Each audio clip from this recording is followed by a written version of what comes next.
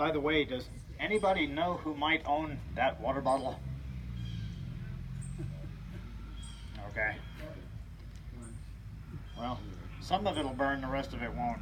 Yeah. Might be from church this morning. All right. Well, good evening, ladies and gentlemen. I'd like to welcome all of you to our continuing summertime programs, allegedly campfire programs, but we seem to be fairly well doused from that sort of thing. The mosquitoes do appreciate your continued persistence in coming down here to their birthing area, so check yourselves when you get home, because we don't like the yellow fever. That's one thing we may have an unfortunate reenactment of if we're not careful down here. But at any rate, my name is Bert Barnett. I'm one of the park rangers, and what we're going to take a look at tonight is something that I found rather interesting. Everybody talks about the grand decisions that are often made, big political decisions that thrust the country into war between, say, 1855 and 1860 when the guns start firing. But of course, to make these decisions, these big grand national decisions, they all have to be made by people. Little people, big people, all sorts of individuals have to make these choices, have to make these decisions. And of course, every decision we make is based on all of our individualized experiences. And so the experience of a country is really the distillation of the individualized experiences of those people within it. And so tonight we're going to take a look at the experiences of two particular people. And so we're going to get the title screen up here. The Personal Turning Points of Jefferson Davis and George Thomas. Now, a lot of times when folks begin to look at critical people making their decisions in the Civil War, a lot of times people look at the big headliners, and of course Jeff Davis is a headliner, but they'll go higher than that. They'll go for Robert E. Lee. He's the big guy that makes that critical decision to jump from one side to the other. But I wanted to take a look at a couple from different sides in one sense. For an individual, a turning point is often described as a decision. It was said of Jeff Davis that he turned against his country, and General Thomas of Virginia that he turned against his state. But there are different perceptions of country and state in this era. They are both entities external to self, minus an extraordinary series of circumstances. But I also want to call attention to the quote here that I used to open this. Now, some of you folks know me personally that I like poetry a lot. I shall be telling this with a sigh, somewhere ages and ages hence, two roads diverged in a wood, and I took the one less traveled by, and that has made all the difference. Anybody know who wrote that? Robert Frost. So, what of Robert Frost? The quintessential Yankee poet. This isn't as far off track as you might think. His father, Will Frost, a hard-drinking, pistol-packing newspaperman, once ran away from home in Massachusetts during the Civil War, intent to join the Confederate Army. He was stopped short in this attempt by the police, who captured him in Philadelphia and returned him to his parents. Will later ran away again, this time to California, where in 1874 he named his son, later remembered as that quintessential Yankee poet, Robert Lee Frost, after his Confederate hero, General Robert E. Lee. But of course, he's not going to be remembered in any shape, figure, or way as a Confederate. Everybody knows him as stopping by woods on a snowy evening and all the rest of that. It's not where you come from, it's what you choose to become that makes all the difference.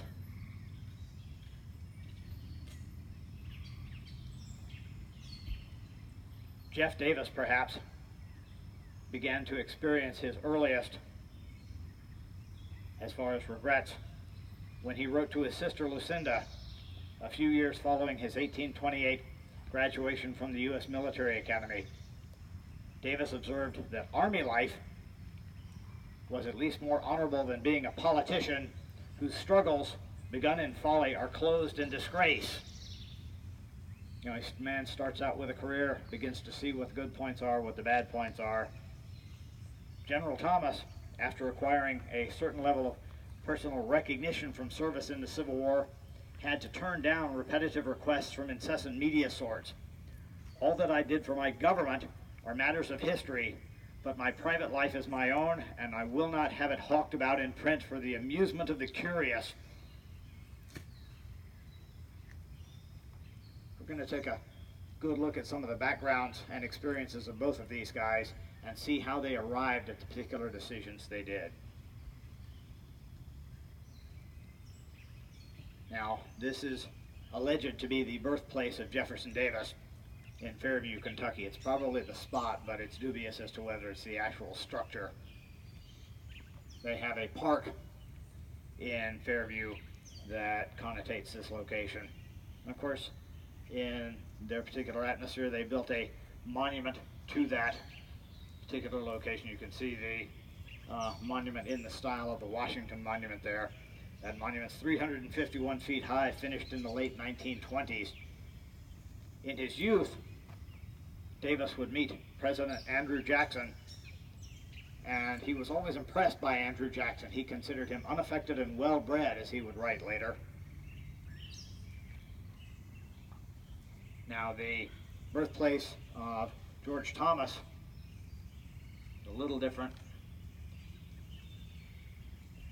In Newsom's Depot, Southwest Virginia, in Southampton County.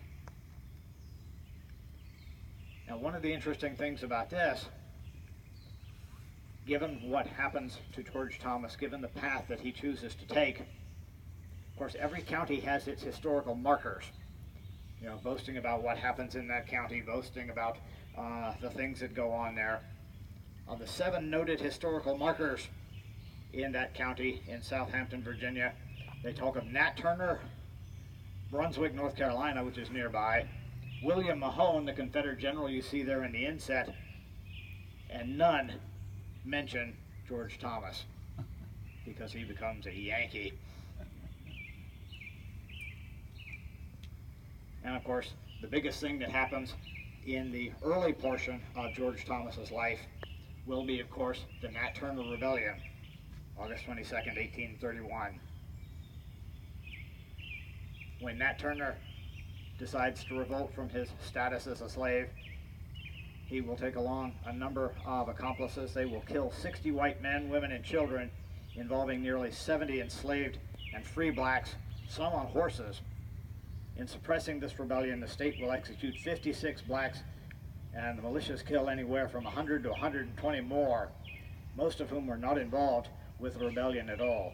This revolt likely shakes the Thomas family all the way down to the ground, as they were forced to flee their home from Turner's armed followers, and thus they were not about when the revolters came calling. Slavery was a part of life in that part of Virginia where George Thomas and his family grew up. He was apparently comfortable enough with that to purchase at least one during his Army career during his time in Texas. Nowhere near the slave owner that Jefferson Davis was, though.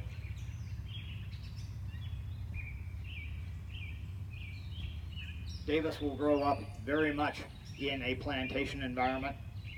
Davis is one of 10 children, and his older brother Joseph is very well off and will set up in a very well-appointed plantation environment, his younger brother.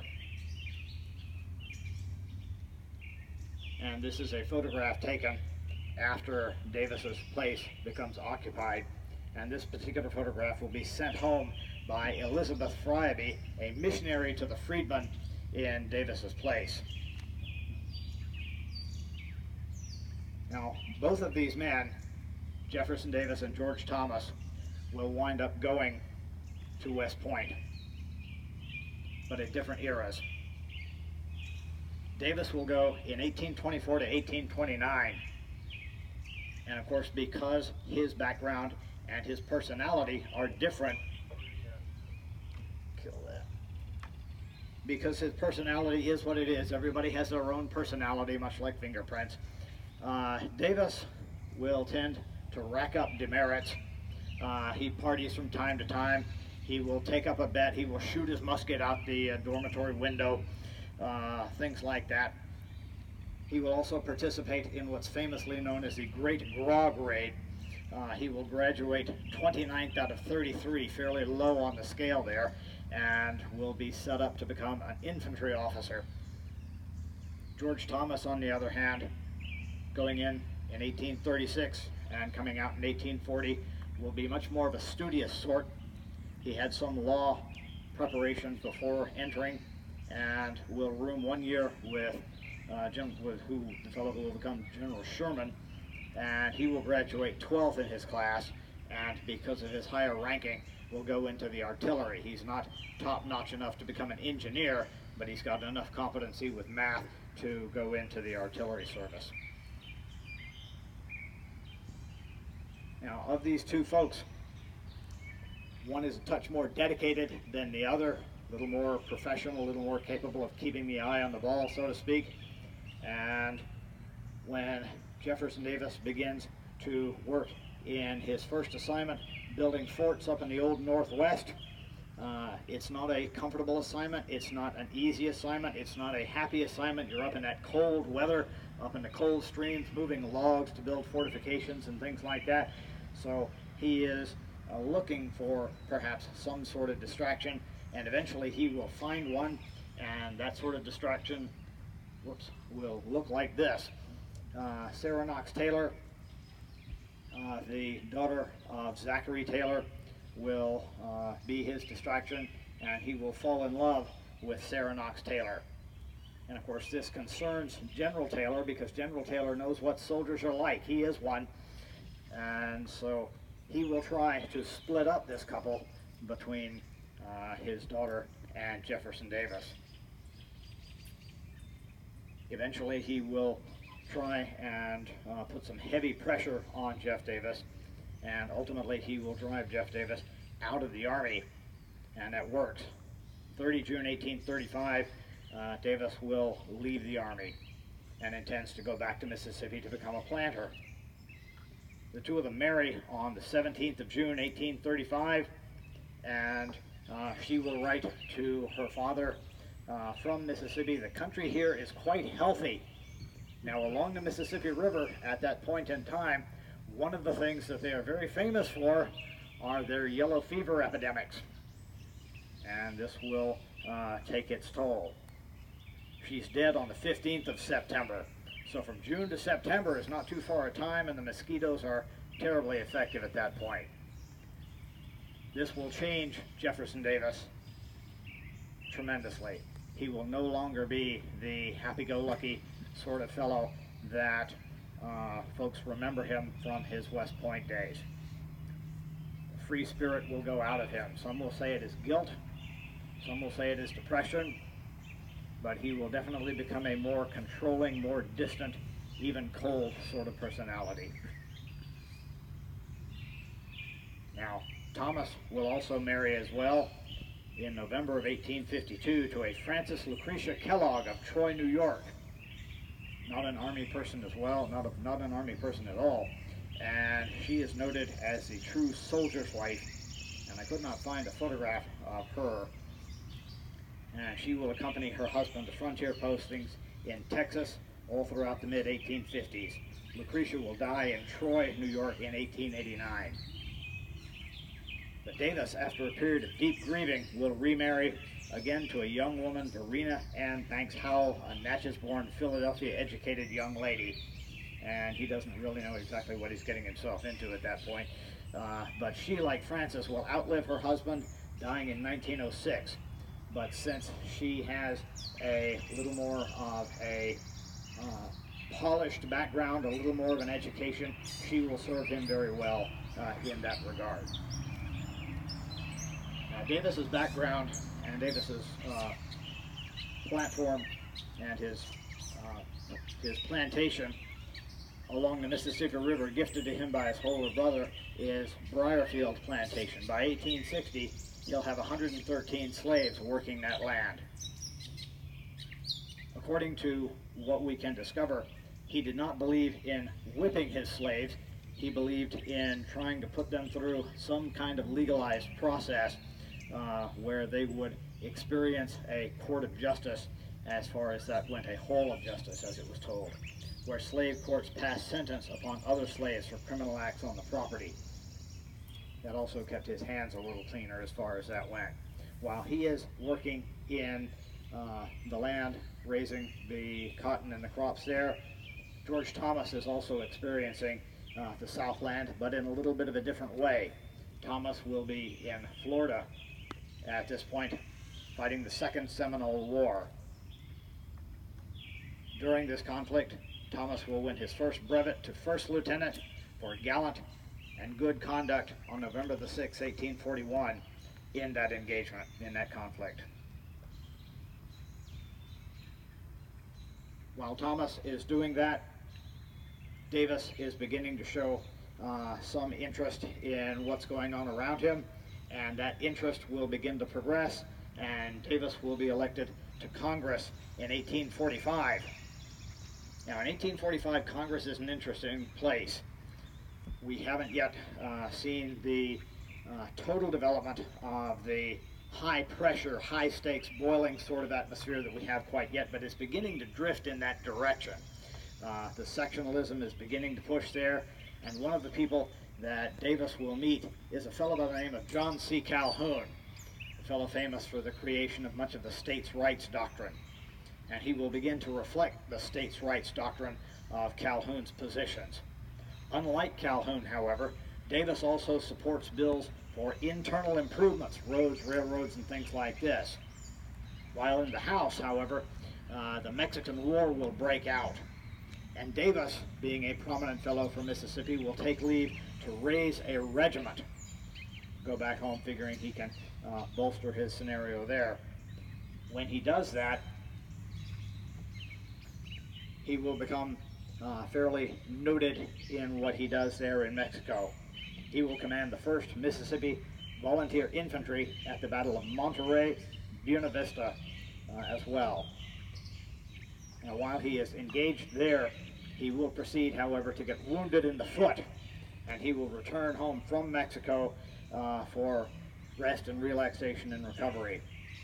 However, he will discover that his brother Joseph sent in his resignation letter to Congress, which is not what he wanted to have done. He enjoyed being in Congress and being able to mouth out and do all of that sort of stuff. But he is still a war hero at that point from what he's done on the battlefields in Mexico. So at that point in time, it is very lucky for him that a senator from Mississippi has vacated a seat, so he will accept an appointment from the state of Mississippi to the U.S. Senate in 1847. And he will be reconfirmed by the state legislature in 1848, so he is now a senator from Mississippi. Thomas, as well, has been fighting on the battlefields of Mexico. And of course, he is still with the artillery. He is breveted to captain and major for his bravery. He leads a gun crew with distinction at the battles of Fort Brown, Resaca de Palma, Monterey, and Buena Vista, taking 3 brevet promotions there. At Buena Vista, General Taylor reported that the service of the light artillery, always conspicuous, was more than unusually distinguished during that battle. And Brigadier General John E. Wool wrote about Thomas that without our artillery we would not have maintained our position a single hour. Thomas's battery commander wrote that Thomas's coolness and firmness contributed not a little to the success of the day. Lieutenant Thomas more than sustained the reputation he has long enjoyed in the regiment as an accurate and scientific artillerist. So he is beginning to make himself known in those circles. Now, the results of the Mexican War are that a tremendous amount of territory is now fit to be annexed to the United States. And with that, of course, is the question of what's going to happen to that territory. How is it going to be received into the country? Is it going to be slave? Is it going to be free? this is all red meat for those people who will orate speciously in Congress. And Davis is going to be one of those people. He becomes well known as a leading Southern voice. May the 7th, 1849, he will give a truly fire-eating speech in Jackson, Mississippi, and this is a transcribed portion of it for you. And you really got to get into the flavor of this. This is one of these things that, you know, sometimes we are cheated by television because you've really just got to listen to the force and the ear and the writing of this.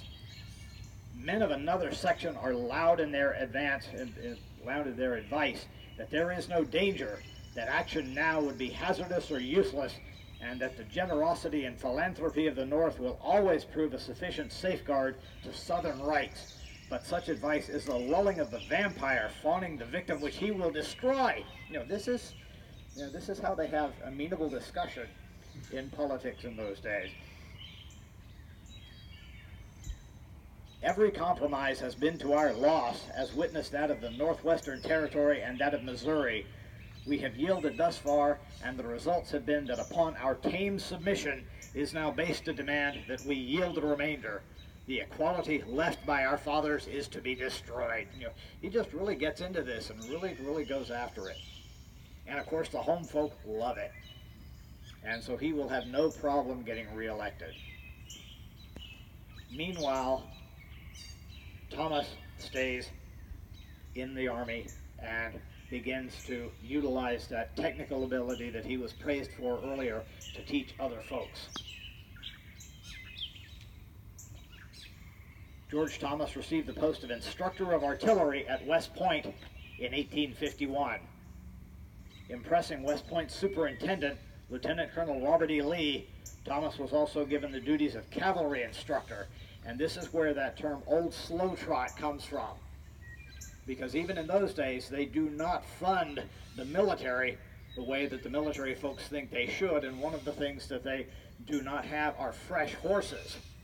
So they have to use the old horses as long as those horses will sustain it. And so they will wind up going at old, slow trots to keep those horses from running into exhaustion. So that's where that term old slow trot comes from, associated with Thomas. In the spring of 1854, however, Thomas will be shipped to Fort Yuma in California, and by the following year was a major in the 2nd Cavalry. However, he would not stay there long. He was soon shipped to Texas.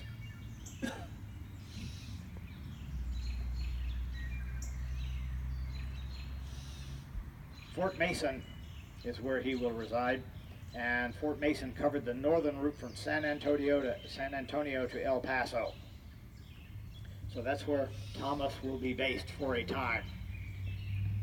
Jeff Davis, however, will be on the rise because there will be the presidential election of 1853 and 1852, and then when the cabinet is created for Franklin Pierce, Pierce needs a Secretary of War, and so Jefferson Davis will get a promotion into the real narrow halls of power under Franklin Pierce. During that time, the responsibilities he was entrusted with will become exposed to the true national potentials of the United States. And this is where it gets interesting for Jeff Davis, because he is pulled out from the sectional viewpoint to begin to see the national potential of the United States on a higher plane. But this will begin to conflict with the experiences and the political juices that had influenced him up to this point. One of the things you begin to do when you begin to get a new enhanced vision of the world, for example, you begin to see just exactly the position of the United States. There's a war going on in Russia at this point, and he will send an observer over there to see what's going on in the Crimea. He will send George McClellan over there, and they will get back the reports of how well certain types of muskets work. And they're just coming into the rifle musket technology at this point with the new engineering that they have, and Davis will make the decision, well, we really ought to have rifle muskets. And so they will begin to develop the rifle musket at Springfield Armory. Now, not necessarily a good thing as far as his overall career goes, because who's going to wind up with most of those rifle muskets in a few years? Yep, the Union. Most of those Yankees are going to wind up with rifle muskets in the hands, courtesy of Jeff Davis and his push to develop those weapons. So, you know, again, because he's getting that national view of what the United States should have as a world power. And of course, another place he's going to change up is going to be the U.S. Capitol, because we have had more states begun to be carved out of that Mexican cession. We now need a larger meeting place for all the representatives of those different states, and so you will begin to see the enhanced Capitol building. And this is going to be a really interesting thing as they do this. You'll see the enhanced dome that they begin to work with out here. Now, the chief engineer on this project is Montgomery Meigs, a fellow we'll begin to get familiar with in the Civil War era. He will work with Jeff Davis on a number of important engineering projects. Now, all the folks who will become Congress people in the last half of the 1800s will curse Jeff Davis about this, because one of the things that you will see here, all of these windows, when they begin to expand the wings of the Capitol, are ornamental. None of them work. And of course, we don't have central air yet, and so this will be a very, very hot, very, very muggy building. That's why everybody wants to get their legislation done, written, and out before the really hot, humid season goes. You know, when they get air conditioning in there, you know, they're going to legislate us all to death. But until that happens, very expeditious. And of course, on the top of that building, going to be a very signal sort of thing. And this right here is a look into the mind of Jefferson Davis. There will be 3 figures suggested. Actually, one figure that's suggested, and it undergoes numerous alterations. The figure that you see here on the far left right here, this is the first model for what they call the tholos, the representation of the figure of liberty that they want to put on the top of the Capitol dome. And when Davis gets a look at it, he rejects it, because remember, he is from where he is, and the figure has a liberty cap on the top there, symbolizing freedom obtained through manumission, that is, freed slaves. So he's very sensitive to that. The second design is this one here, and they've tried to hide the manumission cap by putting a ring of stars around it here, and so he sees through that.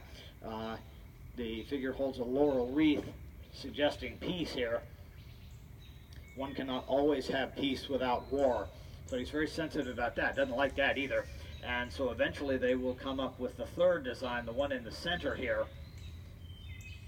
The headdress of an eagle feather, shaped like a helmet, but without being a helmet, he writes, because that symbolizes war, and to serve as a cap without being a cap.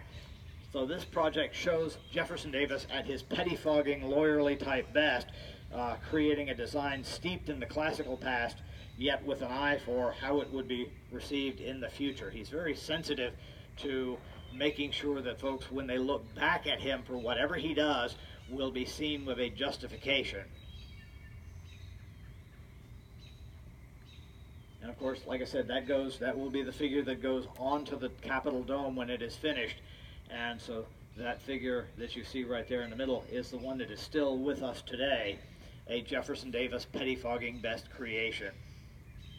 So to finish that, to put that on there, that dome eventually has to be enhanced and put on there. So this figure that most folks figure goes with the second term of Abe Lincoln is actually something that was started during the Jefferson Davis Secretary of War period. And there are other such monuments of Davis's tenure around. This is the Union Arch Bridge, part of the Washington Aqueduct system, which was started in the late 1850s after a fire in Washington. And the primary architect of that was Alfred Rivers, a Virginian with the Army Corps of Engineers. Now later, Montgomery Meigs took the name off the plaque. There's always a municipal plaque that shows who was involved in the creation of this thing. And you'll see right there, this space right there where Jefferson Davis's name was on here. But of course, in a prelude to what we've been going through in the last couple of years, it's a little bit of a Confederate monument, so they ground it down and got rid of it. But later on, another president with a sense of history would decide to put it back, and Theodore Roosevelt put his name back on there.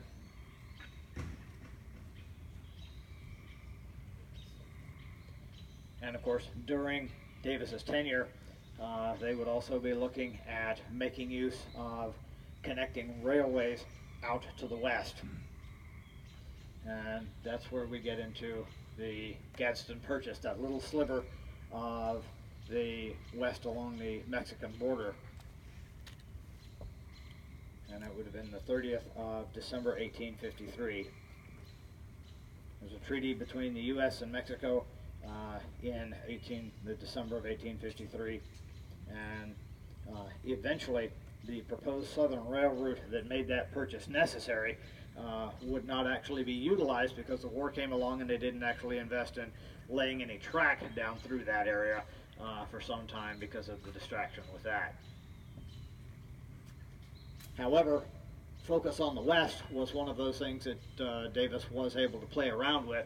Earlier, when he was actually in the Army, one of the things he had thought about was being able to utilize a camel corps to take folks and materials out through what they called at that point in time the Great American Desert. But he had been laughed out from attempting to put that into practice. Now that he is Secretary of War, he's actually going to be able to do that. And if you go down to Fort Davis, Texas now, they still have a few of those camels around. I don't believe they're actually the genetic relatives of those that are there, but they give you an idea of what he was trying to do. And speaking of Texas, we're going to rejoin Major Thomas at this point in time. It's a very busy post given the number of folks that are pushing through Texas at this point to places a little further west. Fort Mason, where Thomas is at this point, was established on the 6th of July, 1851 in Mason County.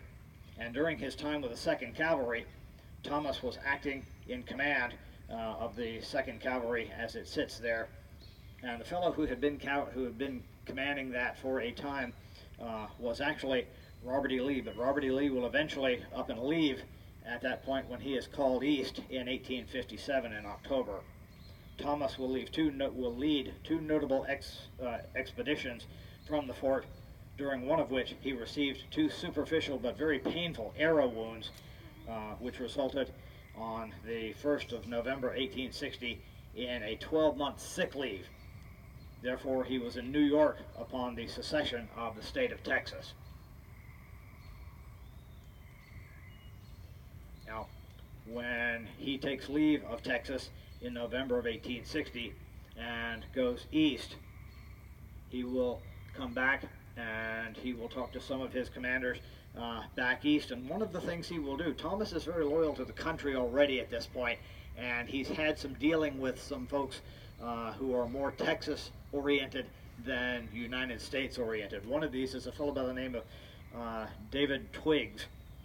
And when he returns north, Thomas will tell General Scott that Twiggs, commander of the Department of Texas, possessed a secessionist heart and gave every indication of being disloyal in the coming crisis, which proved eminently correct.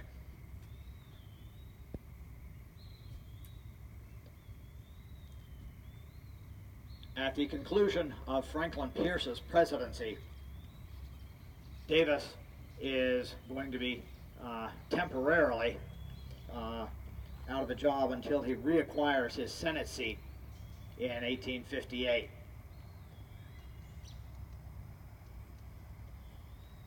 And when he goes back to the Senate, he is no longer the same person that he was, because he is now coming from a higher position. Let me get the lights on here for a second. There we go. I always hate to do that too early in a program because I figure it's going to bleach out the slides, but we're better now. In the fall of 1858, Jefferson Davis, having been on that high ground of national policy and national politics, steps back into a badly divided United States Senate. And so there are people around him who are going to be the more sniping, more high screeching voice sorts. And he will be a little more of a calming influence at that point. And one of the things that he does is he will actually go up to Bowdoin College, the homeland of who? Anybody know? Yes, the Holy Land of Joshua Chamberlain. He will go up there and he will actually get an honorary degree from Bowdoin College when he gives a speech up there. And they will not revoke it during the entirety of the war. That's what sort of integrity Bowdoin College has. And when he is in Boston, he will say this: "Madness must rule the hour when American citizens, trampling as well upon the great principles at the foundations of the Declaration of Independence and the Constitution of the United States, shall turn with interceding hand to sacrifice themselves as well as their brethren on the altar of sectional fanaticism." So he comes out sounding like a moderate.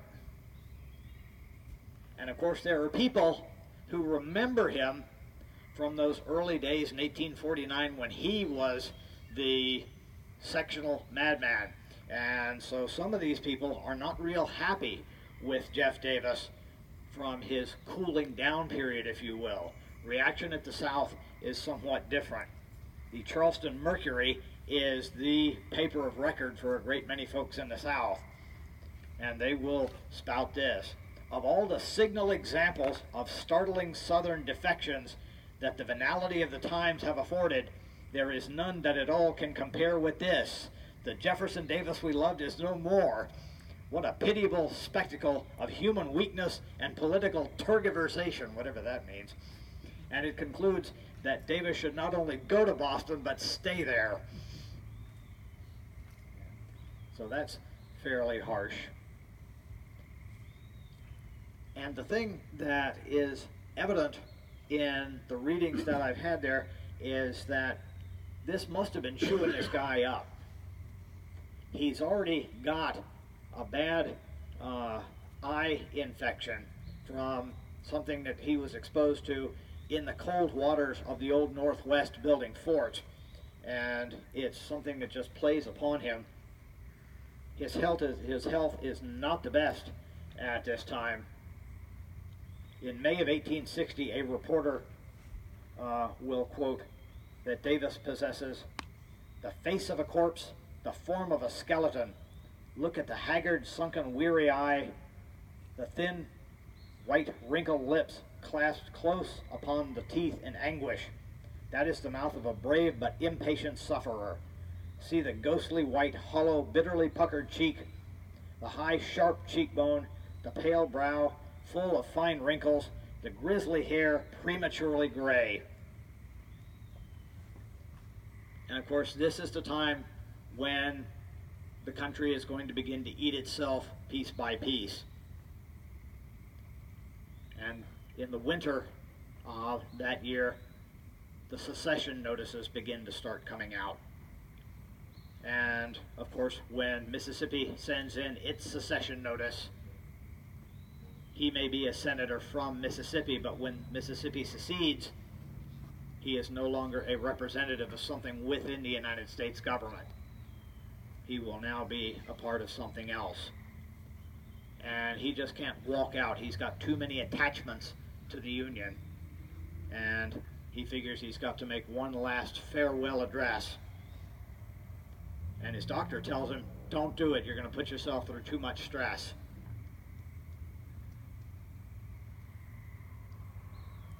And he will give that address on the 21st of January, 1861.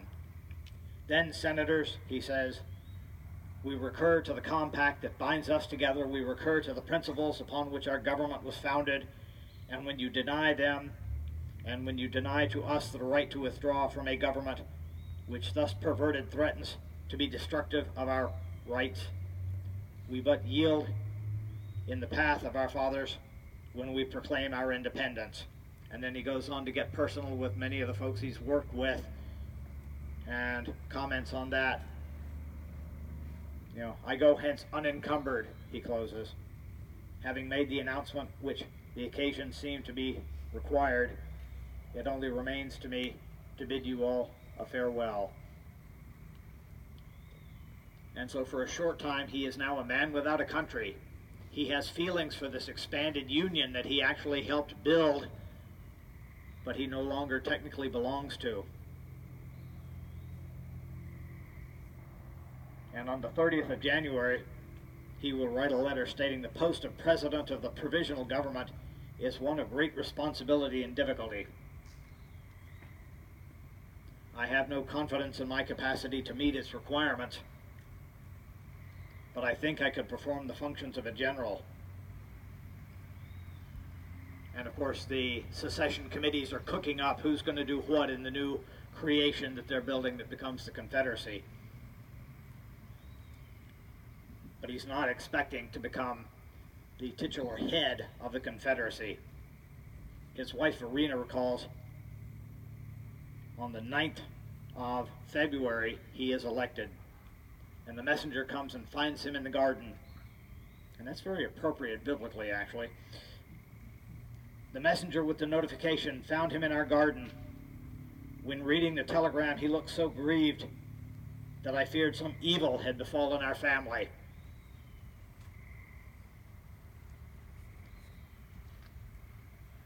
And of course, when Thomas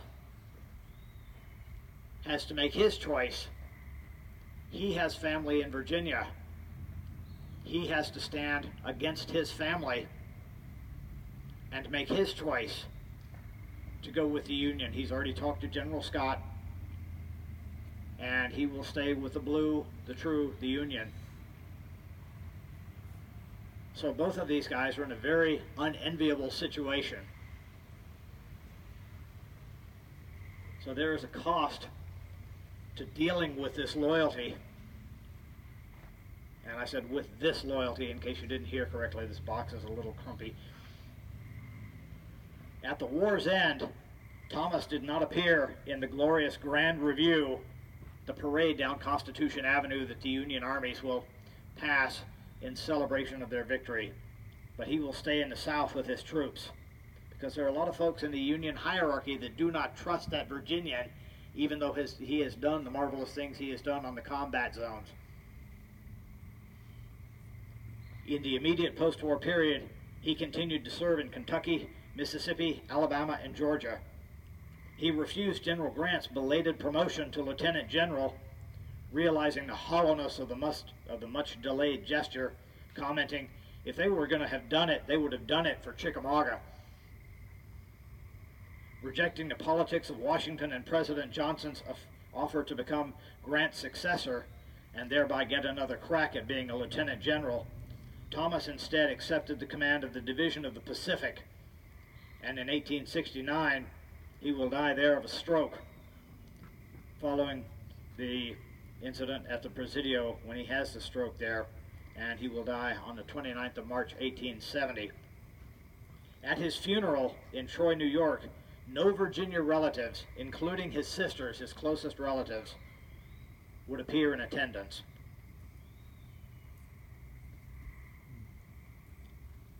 When an attempt was made to beautify the 1879 Thomas Equestrian statue in Northwest Washington, acorns were gathered from his homestead and placed near the sculpture. None sprouted.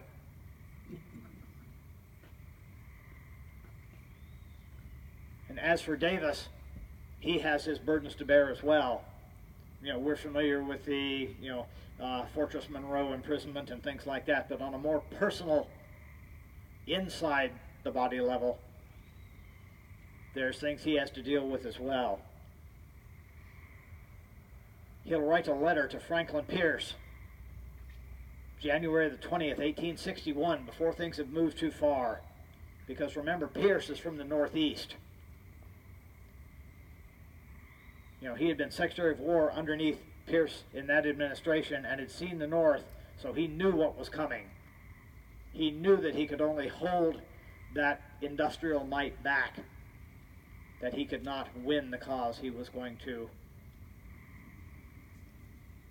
support.